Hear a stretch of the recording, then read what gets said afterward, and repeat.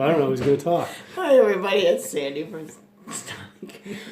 Let's get through your name first. It's right. Sandy J. Altieri Fitness. There you go.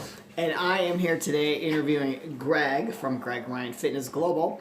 And we are continuing our series on Rich Trainer, Poor Trainer, and then Trainer Dude 100. So what we're doing is going over this book one section at a time. We're picking out a number just kind of randomly. Sometimes we'll repeat them. So we're trying not to. We need to write these down.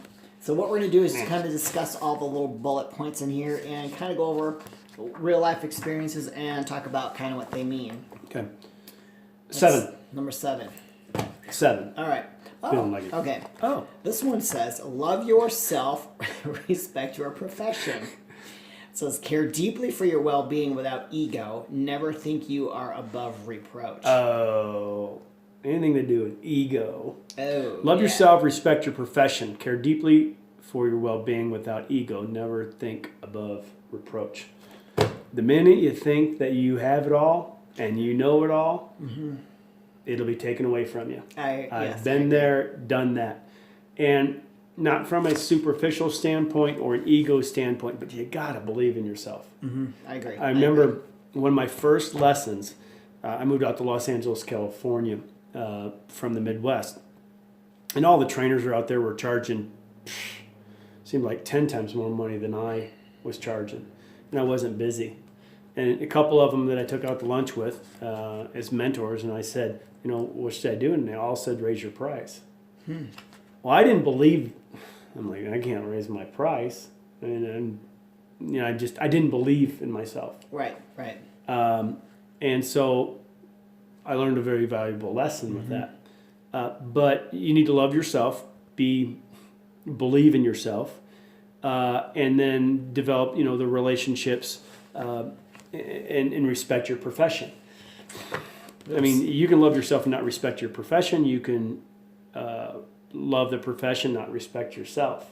Exactly. You know, so there's a fine line of believing in yourself and not being too cocky.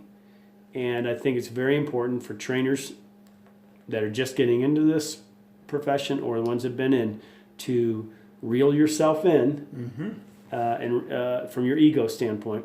Believe in what you're doing, but never get above reproach. The second you get above reproach, your business will suffer. It just will. I agree. And I learned that the hard way. I think we all have. Yeah. I wrote this book, Rich Trainer, Poor Trainer, how I made my first $1 million off of kind of the rich dad, poor dad thing. And the interesting part is that I went through some really tough times after I wrote the book. And why? That right there. I thought I was above reproach. Right. So I wrote the book on this line, and then I went through this line because I wasn't listening to my own words. Right. And that was kind of hard to swallow, but it was a good learning experience. And so that's our suggestion to you. Yeah. It's a good one, too, because we've all been there, done that. Never done that. Yep.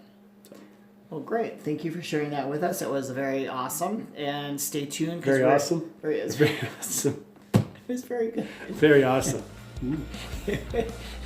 Sometimes I just can't think of words that I need to say at the moment. I just make stuff up. So I make words up, usually. Yeah. So it must be the third eye. All right, guys. Working. See you later. All right. See you later. Bye.